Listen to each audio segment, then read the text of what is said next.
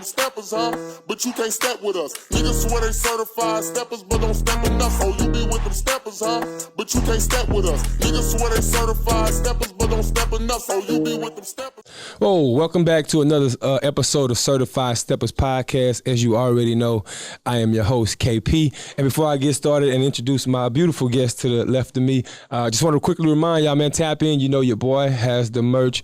As you see behind me, you see the PPP quality. Behind that, you see the Made in Louisiana hoodies, if that fits you. Also, be on the lookout for up-and-coming things that we got coming. We got hats, we got new lines of T-shirts and some summer and spring wear. So make sure that y'all tap in with us. Hit the DMs. Look out for the links as well. But hey, good morning, first and foremost. How you doing? Good morning. First of all, let's talk about that prayer, though. Okay. Just kidding. Now I get that a lot. I get that a lot. But like, so this is Gwee Jackson, aka Miss Jackson, if you're nasty. You feel me? But she is the business owner and operator of Graceful Touches and GT Bridal Services. So what I wanted to do first, before we go into any of the conversation I wanted to sit down and have with you, just kind of want to talk to the people about what is Graceful Touches, and then how did the branch GT Bridal Services come from that? Okay, originally, I guess, as far as Graceful Touches Studios, I'm a hairstylist. So the name came about, I believe, just through my clients and speaking to them a specific way. And they're always like, you're always gracing us with your spirit and gracing us with the touches. So I started to hear that a lot, grace, grace, grace. And actually, believe it or not, I know my name is Gwee, but some people call me Grace for some weird reason.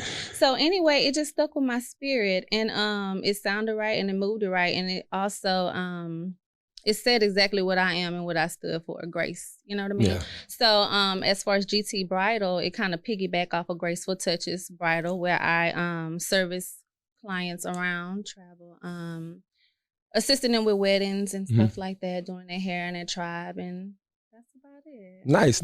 So, and that's so is hair you do hairstyling, I'm assuming, right, for a specific type of event, which is weddings, right?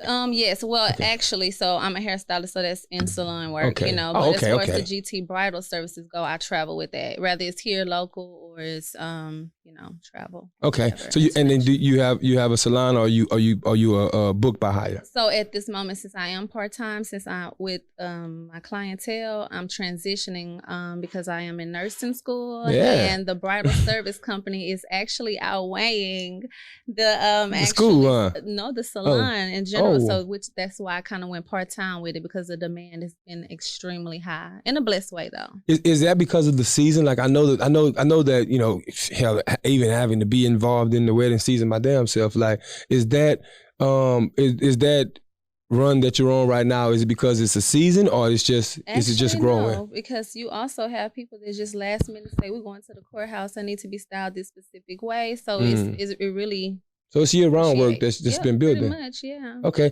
Now, what's the background story to it? Like, what got you into hairdressing? What got you into that? Like, I mean, I noticed, some girls are like, they dream of being, using their brain. Some people like, using their bodies. Obviously, you like using your hands. You do hair, right? What got you into that passion? How did that come about? To be honest with you, it's not something that I thought I would be doing. My grandmother, who was alive at the time, she started to have alopecia. Most people know it's hair loss, it's thinning, and it's not really a recovery treatment or therapy you can really do to restore those follicles, right? So one day I just had an interest and wanted to learn how to braid, because back then everybody wore the braids back, the cornrows made into hearts and stars and stuff. So I just had I really wanted to know how to do that. So it seems as if once I learned how to do that, she was more so pulling back from the salon, because at the time, a lot of men and women were in the same salon. So it's kind of embarrassing, right?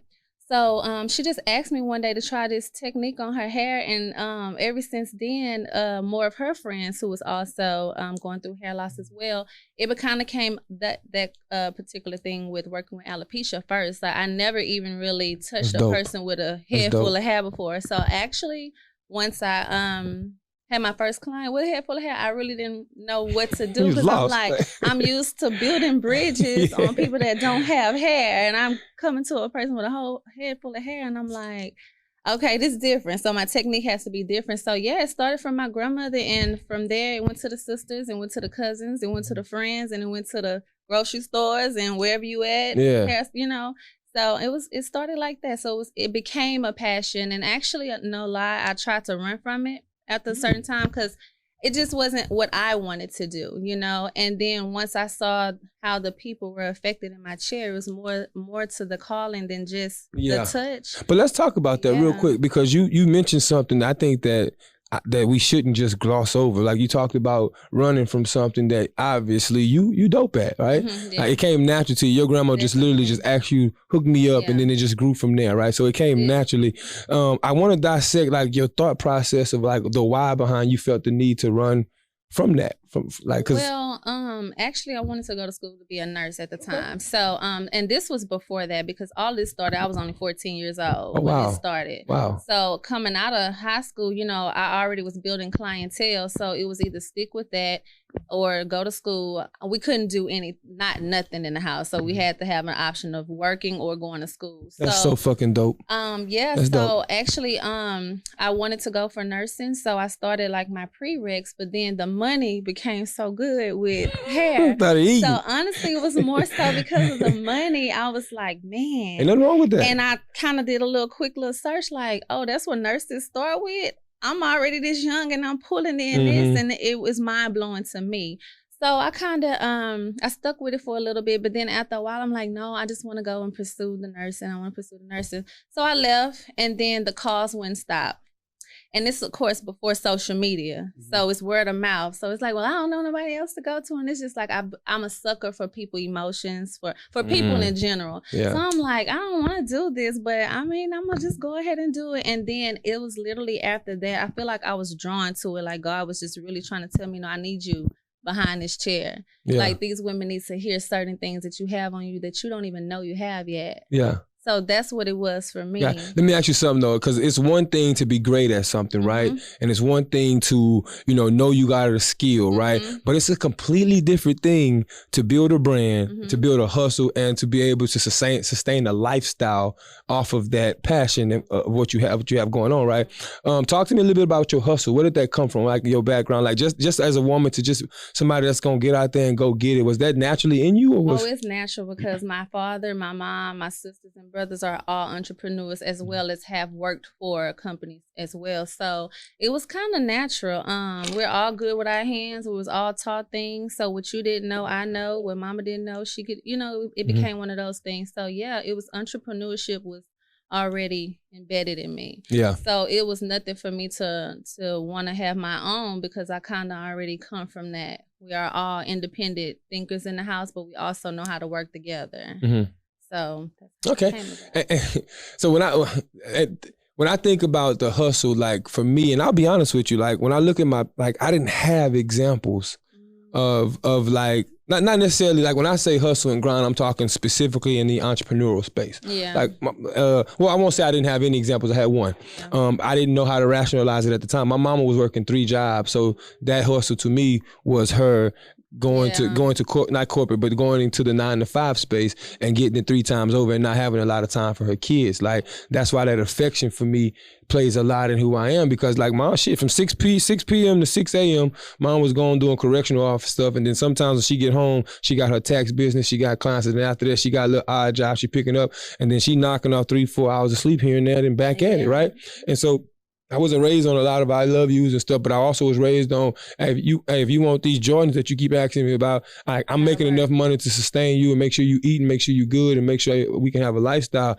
But them J's you want on you. That's funny you said that, because I also feel like my mom kind of come from that. So you know how it seemed like each generation, or when you start having kids, you kind of start breaking the family tradition of doing things, right? So we got all of the I love yous and all of that, but not from my mom's mom. But I feel like once you see your kids doing things that you didn't used to do, it kind of triggers something in you. Because I mean, learning is, you learn all day, every day, no matter what age, especially if you're open to it. So I don't feel like you're ever too old to be able to start at that moment.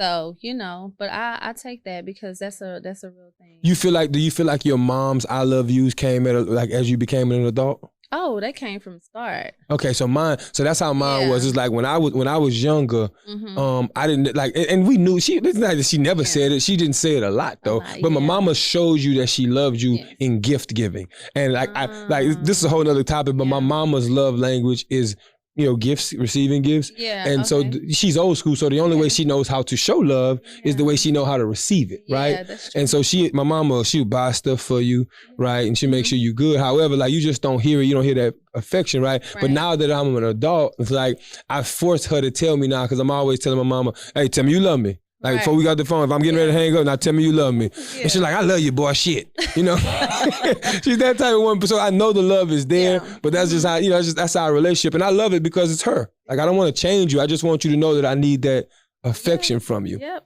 I kind of want to switch it real quick though. I want to switch I'm not gonna switch the topic. We're gonna stay in the beauty shop and your business. But I want to have a little fun talk, because I've always wondered this. So when we go to barbershops, and my producer John, the cameraman, they all gonna know what I'm talking about here. When we go to barbershops, we sit in barbershops, we get lineups, and there's a lot of guy talk that we're having in the barbershop, and like we running the gamut. You can just imagine dudes sitting around getting haircuts. What we talking about, right? What does that? Can you paint a picture for me and the audience here? Like, what does that look like from a woman's standpoint? Do you get a lot of women that's gonna sit there and be more gossipy? Is it more they coming for you for inspiration? Is it more like what's the conversations that you have, or does it run the gamut? To be honest with you, it comes off your vibe. I feel like how I present myself is only what I get back. So even for, I don't want to call them my hood clients, but that's what they would label themselves. And it's like, I don't feel comfortable coming up in here calling you a, B, can you do this? Or let me tell you what this H did. And it's like, they feel uncomfortable. So then the setting kind of changes for them. So my chair is not really a gossipy chair, but what I will tell you is it's a healing chair. And that's what it has always been. The whole, I can come and I can talk to you and I can let my hair down. I don't care what's underneath or whatever I have on. You make me feel good. It's the stuff you say and the things you do. So I don't really have gossip talk. And to be honest with you, it creates a different kind of energy. So I'm always kind of low-key steering away from, like, girl, I don't even know what that's like. But, let me tell you about this, So I have my way with my words, and you kind of know, like, okay, yeah, she not about that life. Yeah. Do you ever take the approach of like, so like when you giving advice, are you like, nah, girl, this is what you need to do? Or is it more of a like, I'm going to hear you out and let you make your own. That's what it's all about. Because honestly, you paying to get your hair done, but you also paying for this to be your time to say whatever you want to get it off your, so you listening. You want to do. Yes, for sure. Normally, I don't feel the need to put any words on anybody, because I don't want to feel like they're pressured to just, you come and release. Sometimes you don't have no other outlet. Maybe the chair is, because for a lot of people, you come and you release in the chair for some odd reason. We are like counselors. Yeah. We are. It's like a therapeutic thing already, so it kind of naturally opens up. And again, depending on who the operator is. And I'm a different kind of, my spirit is just kind of welcoming. It's almost natural for you to come and say, let me ask you a question, and I give you something in return. Yeah. And you know what I like about the approach that you just stated, though? You talked about your chair is not a gossipy chair, but it is a healing one. And the reason why is because I think that when you break down the mental aspect of people in general, right? Not everybody either can afford or is comfortable with actual therapy. However, but therapy is having a safe space to talk through your problems. Yes. And I think that is actually a great way to start alternative therapy. And I'm not trying to advocate for barbers and hairdressers to just go out and become now therapists and switch their conversations. I love going to the barbershop to get my mind off things. But now, I will say this, not to cut you off. Go ahead. I mean, there are times it get real, depending on the mood, depending on the setting, depending on what it is. Now, I'm not saying that we don't talk about real life stuff. No, yeah.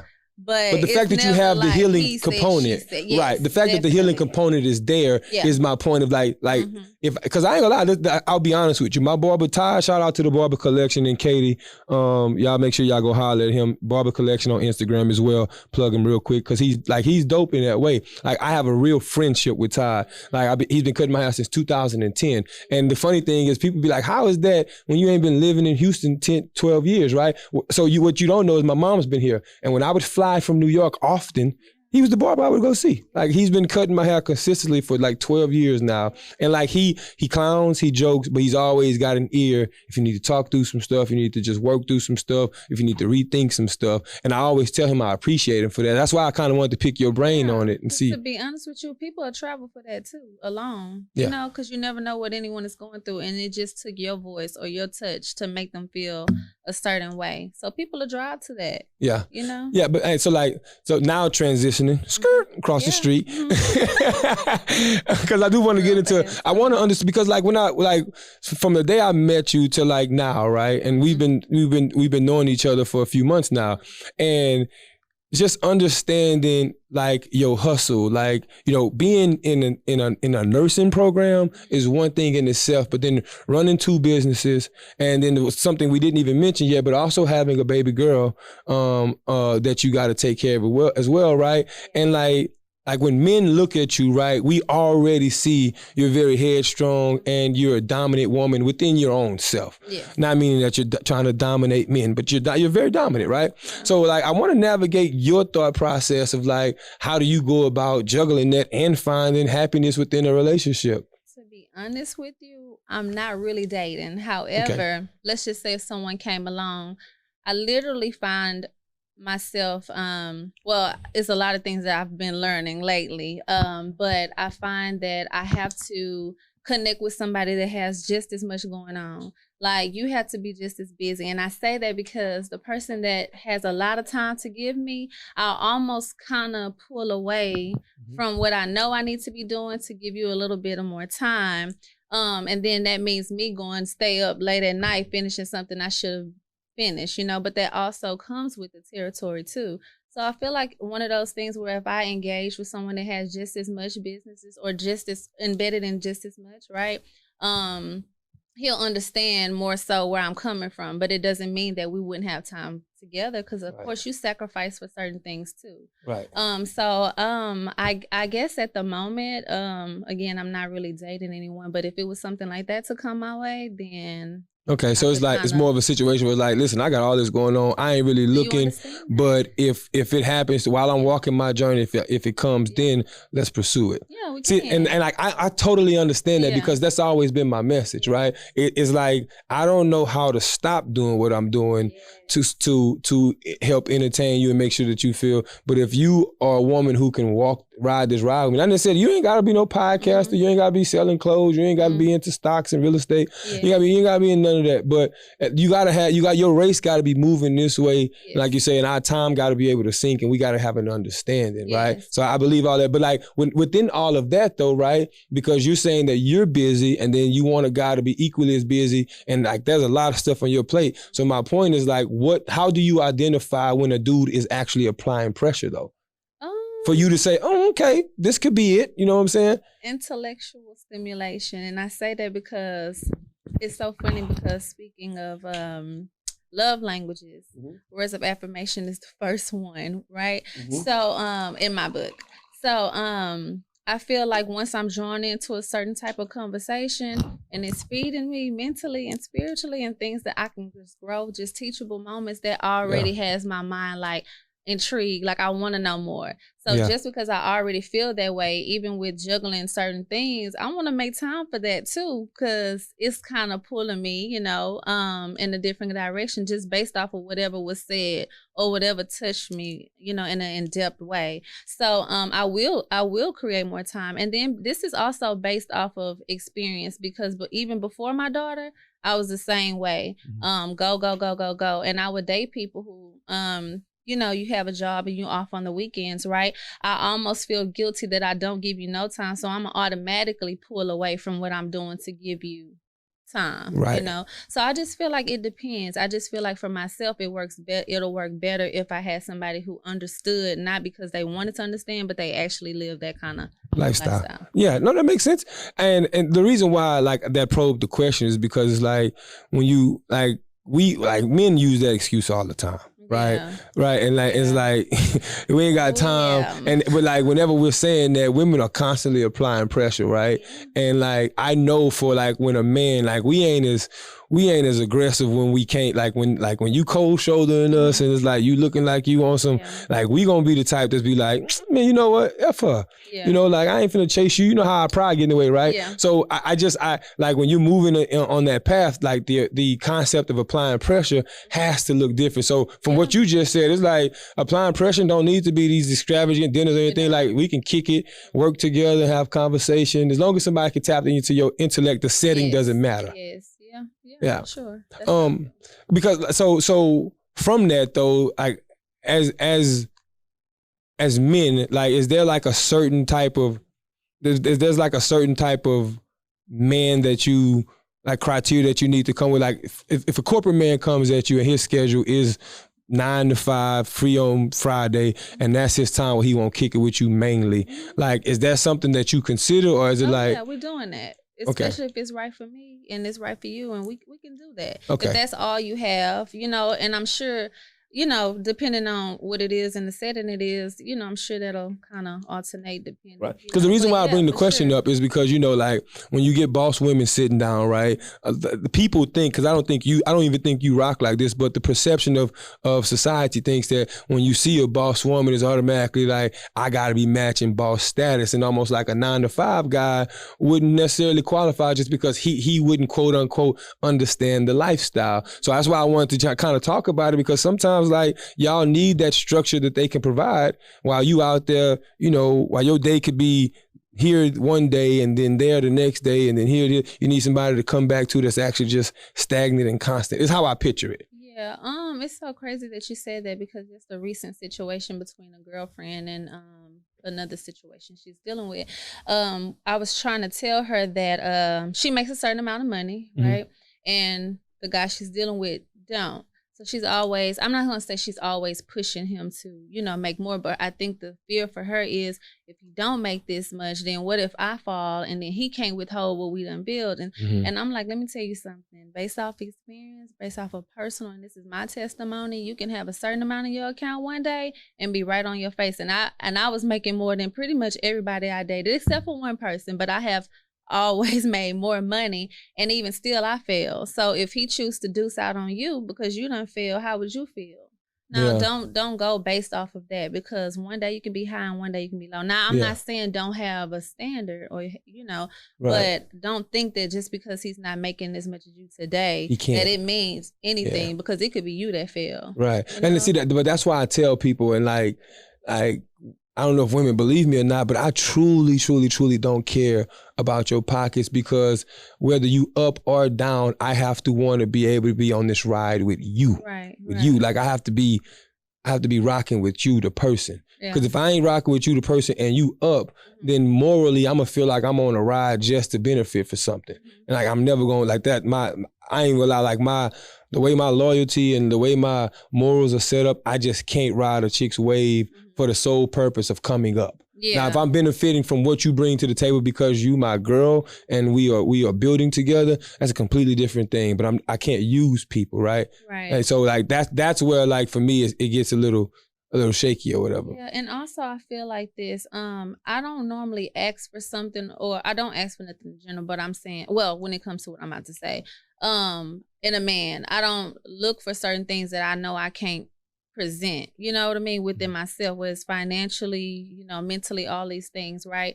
So you're asking for something that you can't even deliver, right? And I also feel like, let's just say that millionaire did come my way and he chose to be with me. Yeah. I mean, this is your choice. You know I'm not a millionaire, but that doesn't mean I don't stop hustling until I can get to a certain place, you know? But I really don't look at it like that, you know? And I also feel like matching energy, you know, what works for you, if it works for him, you high, he low, however that goes, it's for you and what you choose to do. You know? No, I agree wholeheartedly for you. It's really about, and when you talk about relationships, I tell people all the time, when I sit in front of these cameras, like I'm never fitting to tell you what to do and how to do it. But I am going to break down the experiences of myself and the experiences I've been closely related to and the experiences I know from the research. And I'll give you some sound advice and let you make your own decision. I'm pro decision. Like, cause I swear to God, I'll stand on this till the day I die. experience is gonna always be the best teacher. Okay. Like I've had things where like I took advice I thought was good, and it ended me in shitty places. But me experiencing that shitty place and taking that advice taught me to, hey, don't just jump on somebody's word. You better make sure you go research, organize, research, get second opinions, read reviews, check all that out before you jump next time, right? So like life teaches you a whole bunch of stuff. Definitely. So Definitely. I do see real quick. I want to see like you've been having 2 bags sitting over there. So I'm curious real quick. You come bearing gifts. Yes. What is this? No, actually, one is for you and one is for Partner Smooth, right? Okay. Yes, What's it? sure. I gotta open it. Yeah, you have to. Let me see what this is. All right. Actually, this is a luxury candle line by the name of Avant-Garde Home luxury home and candle line. So. February you talking about love language. Yes, love language. So this one right here, physical touch that she brought up. That's probably mine. You know what I'm saying? I'm a physical touch dude. You know what I'm saying? And then let me see what this other one is. Yeah. I gotta see. Do they both smell the same? No, they don't. Okay. Let me see, because hey, listen, if y'all don't know, acts of service. Okay, so she brought some love language candles here. Okay, I see you. Put that to the camera so they can see that love language acts of service. And this smells amazing. And I'm going to be real with you real quick. I'm going to pause because I don't care who sit in front of this camera as men, how y'all feel. I am a very heterosexual man's man. And, I love me some candles. Like, I'm so simple when it comes to gifts. I remember I seen a video of this chick bought her dude some candles. After he did this lavish birthday gift for her, she got him some candles and he blew up. And I understood why he blew up because it wasn't his personality. Like, he don't even like candles. But for me, I looked at that video, I was like, yeah, she had the wrong dude, because I would have been jumping through the roof. I'm about to have this crib smelling like lavender and everything. But no, thank you for that. That's dope. And you say Home Guard. Yes, it's Avant Home Guard Home luxury candle line. I'm going to have to check that out, man, for sure. Listen, we're not getting to the end of the episode yet, but I always try to save some time. Because so what happens on our show, as you know, we 2 men who sit in front of this camera and we're constantly always like, hey, get some women on there. We want to hear second opinions. We want to hear women ask y'all questions. So I always do that when I'm sitting down with a lady guest. I would say, look, is there anything you won't come up with, anything you won't ask us from the perspective? I know you are a fan of the show too, because we talk offline often and stuff. So yes. I'm curious to see if you got anything before we go into our bro and sis talk. I guess it would be your, I don't want to call them basic questions that most women have, but I think, based off experience or even girl talk, as you say, girl talk. But I think with dating, a lot of women kind of come across these same questions, because at one point it can be going well and then the next minute, it's kind of like flopping. Yeah. So I guess my question would be is, if this makes sense to you, why do men sign up for things that they know they cannot sustain? Yes. Meaning it may be good at the moment. You may be able to juggle these things at the moment. And then let's say a shift happened within your life. It could be personal or whatever. And you kind of start reverting. You kind of, So a woman will feel like, wait, I caught that. It's a shift. Something's going on. He kind of pulling back. And then you ask the question and it's nothing going on. Instead of being honest, you can't juggle what you thought you can juggle at the time. So you want to drag us along and not cut us off. Right. Exactly. Yeah, we ain't gonna cut you off. Yeah, why not? But okay, so I'll say this. You saw how you just broke down and you painted that picture, right? Right. And like I think that from a women's standpoint, like y'all can see that big picture and y'all can see, this is where this is gonna end up, right? Because of his action, right? For us, because you're talking about pursuing, like while we're trying to entertain stuff that we know we're not into, right? Yes. So for me, it's like I don't know that the outcome 6 months from now is finna be how like me getting busy or me falling back or me lose. Like we don't know that going into it. Right. So it's like it ain't like that we purposely signing up for stuff that we can't sustain. We find agreed, but we find out we can't sustain it because of the requirements that continue to build throughout the time that we spend together. That's why I'm big on telling people I don't jump into relationships, because before I even sit there and try and act like I can sustain what you need from me as a man, I need to figure out what the hell it is that you need. So why get into a situation anyway? Which is what you bored, need time. Just at that moment, you're feeling like you need something. It's not that you're bored. It's just that you. For me, it's like you want a companion, you want a partner, and the only way to go about finding a partner is actually linking with people, asking them to spend time with you, asking them to, like, the process that you're asking about has to happen to get to the other side of the relationship status. What y'all don't like is the fact that y'all be kissing toads. Actually, I guess it depends on the situation. You gotta kiss a few frogs. Yeah, I mean, that's a true statement, but I also think it depends on the situation and the dynamic of the relationship in general, because it can be something that someone you have been dealing with for quite some time, and your choice to stay, but I also feel like, don't hold me and drag me when you're not ready, Okay. And not to say that I will go too far, especially if I'm kind of trying to see what's going on too. I'm not requesting so much of you, but at least communicate that, hey, it's been a shift. I know it's not natural for y'all to do that, but I feel like take that in consideration, that we just need to hear that. Yeah. But I'll tell you, as a man who kind of falls into that category often, right? I understand and I sympathize to the fact that y'all end up holding the short end of the stick with the emotions, right? But oftentimes than not, it really don't be on a situation where dudes always want to like pull one over on you, right? Sometimes, you can meet the right person and it could be the absolute wrong time for y'all to connect. True. And that's real, that's like real stuff. So like when you ask why men do it, I think that there is a portion of it, but I think that discernment has to factor in from y'all side and be like, let me make sure that homie, I need to be comfortable with the time frame of 6 months, 8 months, 10 months, 12 months, 2 years, if it takes that, to make sure that it makes sense. Now, when you start talking about all the year stuff, y'all didn't start focusing on the biological clock, I'm getting old and all this other stuff. So it's like, it's a fine line that you got to straddle, but at the same time, a compromise has to happen with time. Yeah. For sure. So, but listen, let me see if you got another question real quick. Okay, so, well, I guess my next question would be, okay, so why do men perceive pushing them to do better as someone trying to change them in a negative way?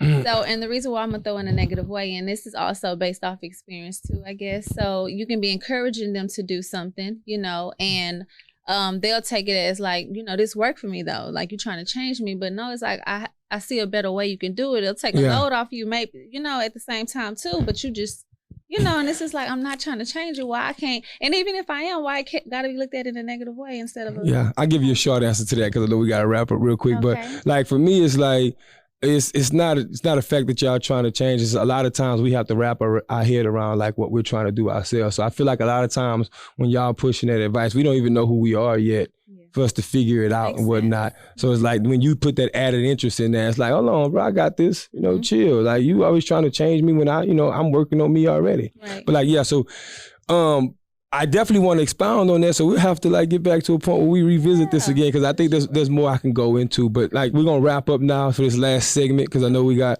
some people coming behind us. So I just kind of wanted to talk a little bit about what we got to end the episode with you. So it's called, we call it Bro Talk, right? And when we have ladies on the show, we allow it to be sis talk. But if you got some advice, it could be bro talk or sis talk, whatever. It's an opportunity to end the show with some advice that you want to give. And I'll start first, because mine is very simple, right? And mine is my bro talk is like, make sure that you're prioritizing yourself first, right? And like that's self-explanatory. Once you put self in position of first, then the ducks that come behind it are in a row. So okay, I guess for mine, it's crazy because I jot down little notes as I hear people talk, and so I think of something and I write it down. So what I do want to say is, it's okay not to know exactly what you want from a person. Furthermore, it's impossible for them to please any area of your life if you're not intentional about who you are and what you want. So I will leave that with, and it's not just even in relationships, it's with any area of your life. I agree with 100%. Intentionality is super important in everything. Listen, man, I am KP of the Certified Steppaz podcast. This is my lovely guest, Miss Gwee Jackson, as I call her. I call her Miss Jackson. It's been a pleasure having you in the living room. We definitely gonna have to continue this at a future time. Thank you so much for your light. Make sure y'all check out GTB Bridal Services as well as Grace Touches. Tap in with her. I'll drop her links at the bottom, man. This is KP. This is another episode of Certified Steppaz, and we'll see you on the other side. We're out. Yeah.